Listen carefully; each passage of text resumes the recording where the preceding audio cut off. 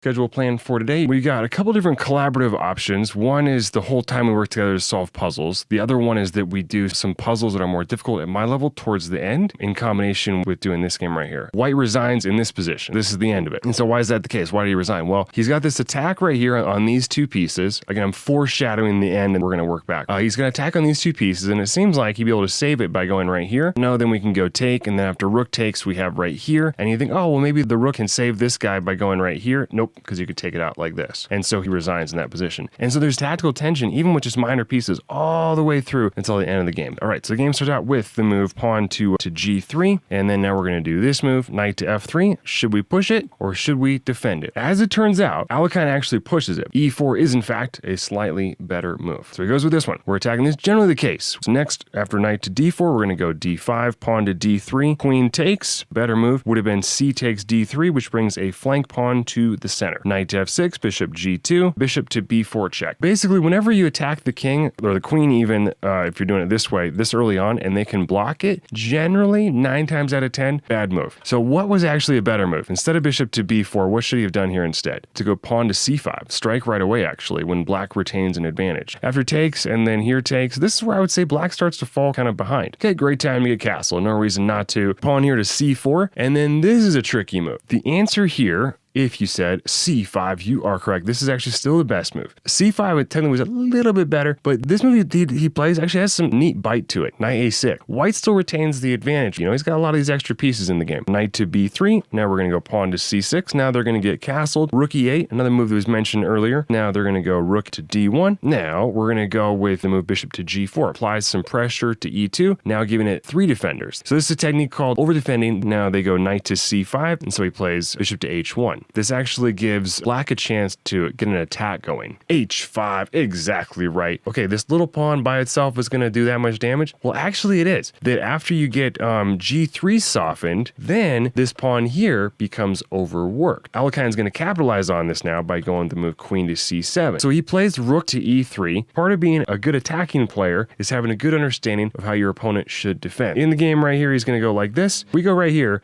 They take it. Now we have a move that we couldn't do before, which is knight to c3. We're attacking here and we're attacking right here. Now they're going to go this way. They're threatening our queen. This is under fire. So much happening. Well, we take like this. Of course, we're just going to take on e2. Now it's a series of very difficult moves to guess. If I have it right, pretty much the next 10 moves in a row are just like a series of tactics puzzles, essentially, making this one officially the most difficult question I've asked you guys, I think.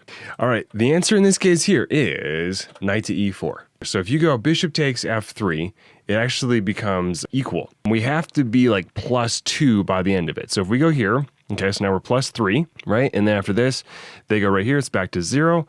We take this way, now we're +3, then they go like this, and now it's 0. So bishop takes f3 doesn't work. Let's see here. So if we go like this, rook takes f3 gets us a pawn up. Then they can actually go here. Pawn up because of here. Yep, so here takes, king takes, and then right here. Good, so we're up 1 point there, and so we do have a bit of an advantage, but not enough to be winning. No one ever guesses this on their first try. It's knight to e4, which again is just crazy, because you would think, really? You're not going to, 5 points doesn't matter to you? You don't care about this? This knight is defended, by the way. So after right here, now they're going to play rook to c4. You can't take this anymore. Rook's hanging. Do you knock out the defender, and then go here? Do you move the rook? Do you do something else? Only one good move here. If you said knight takes f2, you would be correct. Why would it make sense to take out a pawn? You got all this different tension right now. There was a rook right here. Strategically, why would it make sense to take out this pawn? Well, it's a multi-purpose move. We're protecting our rook, which was being threatened for the last several moves in a row, which is why this game's so amazing. We're defending this bishop right here, so the pieces are working beautifully well together, and we're attacking the defender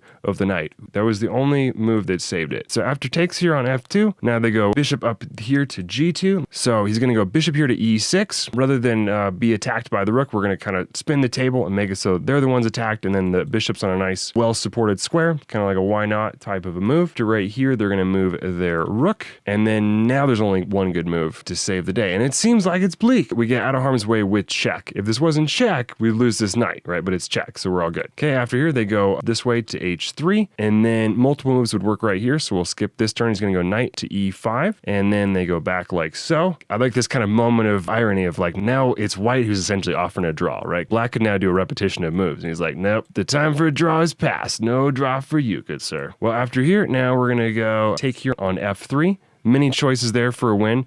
Looks like knight to g4, knight takes f3 would all work, but he goes with the fanciest of the bunch. Looks like after right here, now they take here. Okay, what do you do now? But I guess just like takes, and then here. This apparently fails. Why does this fail? Let me think. Is it just because of like this? Yeah, I think just because of here. A lot of tension between the pieces. Here and then like this and then here. That'd be bad news bears. We'll be down a piece there. So we're going to do knight to g4. This was mentioned by somebody a second ago. Yep, we are going to do that one right here. Knight to g4, safeguarding the knight. After this, now we're going to go with knight to e3 check.